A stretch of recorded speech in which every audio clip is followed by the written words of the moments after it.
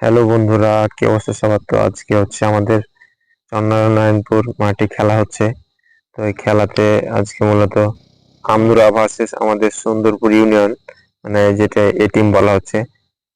সে দলে রনি আছে। তো রনি ব্যাট করছেন, দেখতে পাচ্ছেন সব। খেলা তো আশা করি আসলে আমি আর খেলা মানে যেদিন এসে সেদিনই খেলতে পারিনি বা আউট হয়ে গেছি, কিন্তু আজকের খেলা দেখলাম। সে নিজেই 100 কত করেছে রান। তো সেই মানে মায়েরও দিচ্ছে হাই হ্যান্ডসাম, মানে 6 আর 6 একটা বোলিংকে 5 বলে 5টায় 6 মেরেছে আর কি। তো আমাদের 5 নম্বর ওয়ার্ডের একটা সেরা ব্যাটিং বললে বলা যায় আর কি। কিন্তু সে কিন্তু সবসময় খেলতে পারে না, মানে মাঝে মাঝে খেলতে পারে। কিন্তু এটা মানে বলা ঠিক নয় যে একটা ব্যাটিং সবসময় যে খেলে দেবে, এটা কিন্তু তার ইয়া নাই।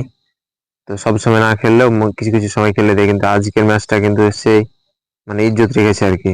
মানে অন্য দেশের প্লেয়ার এসে আমাদের কাছ থেকে রানার্স আপ নিয়ে যাবে বা কাপ নিয়ে যাবে, এটা কিন্তু তো মানে মেনে নেওয়ার কথা না। তো রনি আজকে দেখিয়ে দিলেন যে তার হিম্মত।